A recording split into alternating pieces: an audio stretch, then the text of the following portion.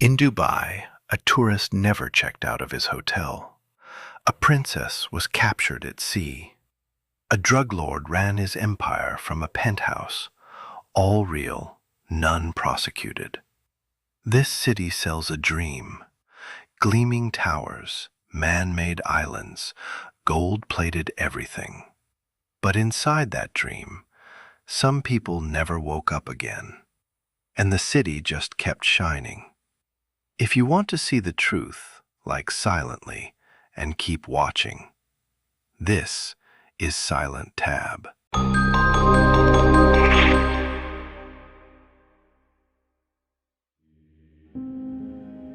May 2011, Dubai. Lee Bradley Brown, 41 years old, British tourist, born in Leeds, an ordinary man. He came for a holiday. He checked into the Burj Al Arab, rooms starting at $2,000 a night, marketed as the world's only 7-star hotel. He planned a few days of luxury. He never checked out. 6 days later, Lee Bradley Brown was found dead in a police station cell. Dubai authorities issued their statement immediately. Brown had exhibited sudden, aggressive behavior in the hotel lobby, attacked security personnel, been taken into custody, and died of natural causes. According to the official version, no force had been used. But Brown's body told a different story.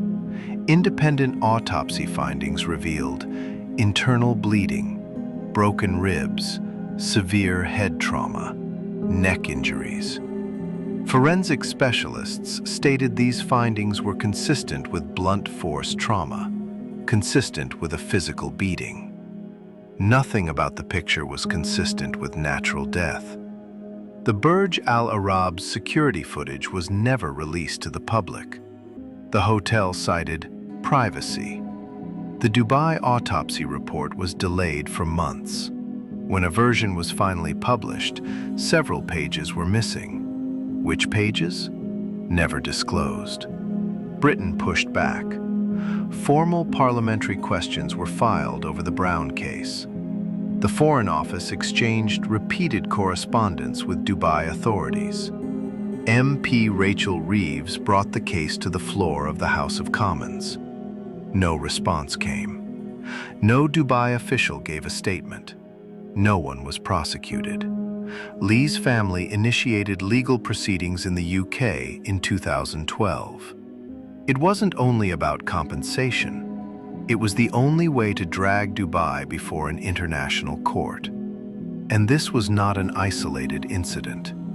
Human Rights Watch's 2012 report stated clearly, complaints of physical abuse against foreign nationals in Dubai detention facilities had been systematically documented and systematically ignored. Lee Bradley Brown's story faded from the headlines, but the missing pages are still missing. February 2018, the Indian Ocean, past midnight. A yacht slips silently away from the Dubai coastline, running dark. On board, Sheikha Latifa bint Mohammed Al Maktoum, daughter of Sheikh Mohammed bin Rashid Al Maktoum, the ruler who has governed Dubai since 1990. Latifa had been planning this escape for 2 years. Her first attempt was in 2002. It lasted 26 hours. She was caught. She spent years in detention and isolation. This time would be different. 2 people were with her. Tiina Jauhiainen, a Finnish fitness instructor, the only real friend Latifa had managed to keep across years of confinement. Hervé Jobert, a former French intelligence officer, a specialist in covert maritime operations. The plan had 3 stages. Reach open water from the Dubai coastline by jet ski. Board a waiting vessel once in international waters. File for asylum in the United States. Before leaving, Latifa recorded a video in secret. "If you're watching this, I'm either free or I'm dead. My father is a very dangerous man. I have no rights in this country." The yacht reached international waters, approximately 50 nautical miles off Goa, India. They were outside UAE jurisdiction. Then everything stopped. Armed speedboats from Indian Special Forces surrounded the vessel. A nighttime operation. Unidentified personnel. Shouting, broken doors, physical force. Latifa had hidden in the yacht's bathroom. She was dragged out. She was returned to Dubai. What happened next, the world was not permitted to know. Months passed. No images, no voice, no confirmation. Until 2021. In leaked videos, Latifa said, "I am a hostage. This villa is a prison. I cannot leave. I have no rights whatsoever." The UN Human Rights Committee demanded formal proof of life from Dubai. Amnesty International and Human Rights Watch kept the case on the international agenda. Dubai's official response? Staged photographs showing Latifa relaxing at a wellness retreat. Today, Latifa's condition remains unverifiable by independent sources. Free? Under surveillance? No one knows. Because in Dubai, some doors, once closed, never open again. 2022. A multinational drug investigation launched under Europol and Interpol coordination. The operation spans Spain, the Netherlands, Turkey, and Iran, and the point where every thread converges, Dubai. The target, Nasi Shafi Zindashti, Iranian national, listed on Interpol's Red Notice registry. Wanted for international drug trafficking, leading an organized criminal enterprise, and complicity in murder.